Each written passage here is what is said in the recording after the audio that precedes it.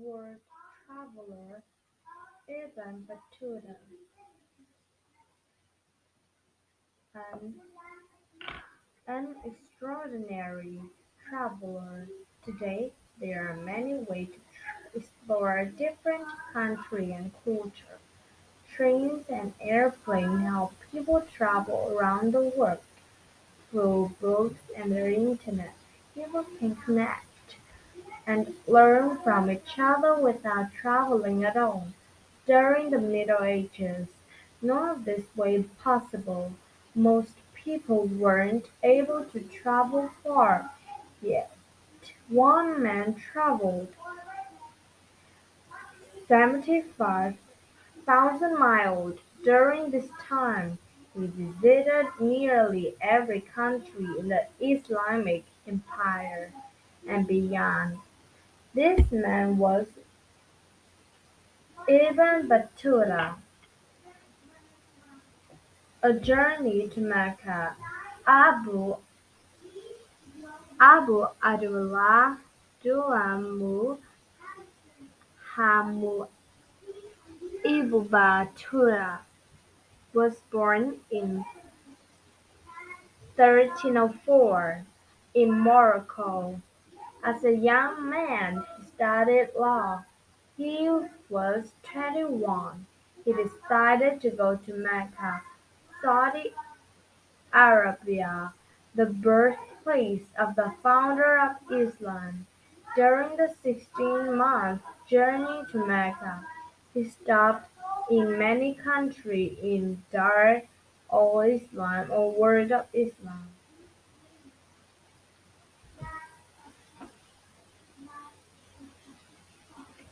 Ibn Battuta arrived to Mecca in 1326.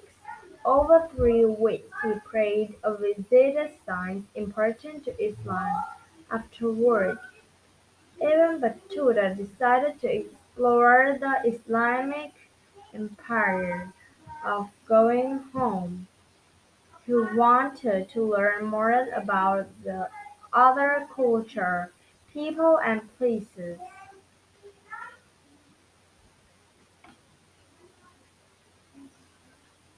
Exploring is new lands. In 1326, Ibn Battuta visited present-day Iraq and Iran.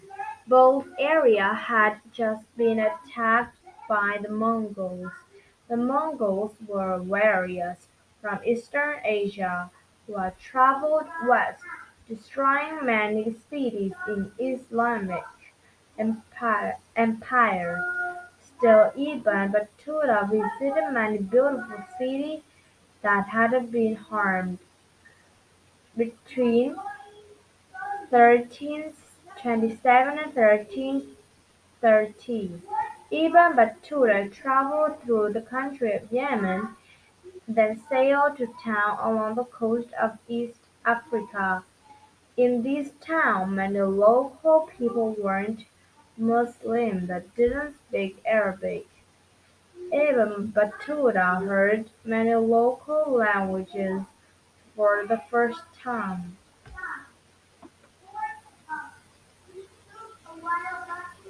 Ibn Battuta was welcome everywhere he went. Sultan invited him to stay with them. They gave him gifts and held parties. Ibn Battuta heard that the Sultan from India was known for giving Muslim scholars high-paying jobs. Ibn Battuta set out for India to meet a famous sultan. On his way to India, Ibn Battuta visited present-day Turkey. There, people of different religions lived and worked together in peace. Journey to India.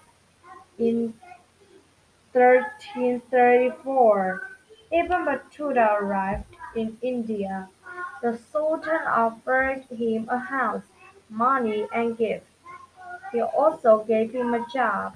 Ibn Battuta worked in India for several years.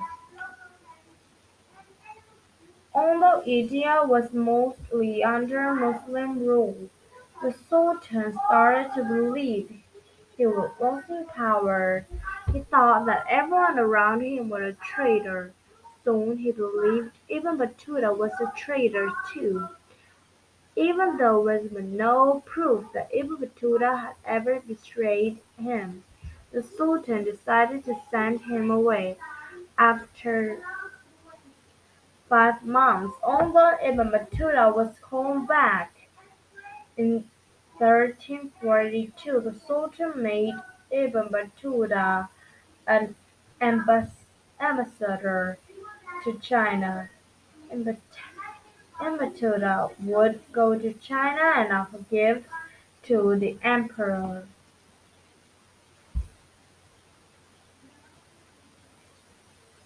On to China. Ibn Battuta's journey to China was difficult. He got separated from other travelers he was with during an attack. Several times he nearly lost his life. He finally made a port city where three ships were nearly to take him and the other to China before he could leave. However, a storm destroyed two of the ships. The third ship sailed off, leaving Ibn Battuta behind. Ibn Battuta decided to travel to China alone. Along the way, he visited the Maldives. He remained free and there and worked for 2 years. Then he traveled to Sri Lanka, where a local sultan offered him a new ship to continue his trip. In 1346, Ibn Battuta finally arrived in China, which was ruled by Mongols. Ibn Battuta was amazed to see people in many different religions and cultures working in important jobs. He considered China to be a safe and welcoming country. Homeward bound. bound. After less than a year in China, Ibn Battuta decided to return home in Morocco. When he arrived in 1349, he learned that his parents had passed away. After a few days, Ibn Battuta set off again. First, he traveled to Spain, met a young writer there, who would later help him share his travel story. Ibn Battuta then decided to travel to Mali in West Africa. He stayed there for 8 months.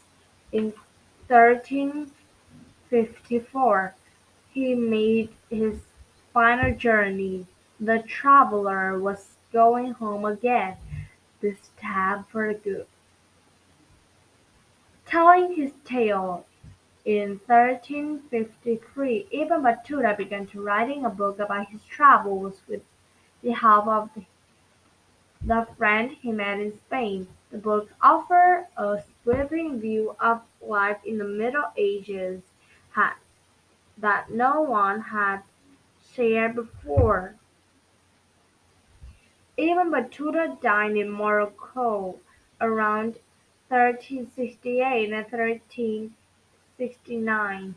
Little about his life after travel is not known. Conclusion: Ibn Battuta is often called the famous Muslim traveler. He enjoyed learning about culture, religions, and ideas were different from his own. This made him a world traveler at a time when few people could claim to be one.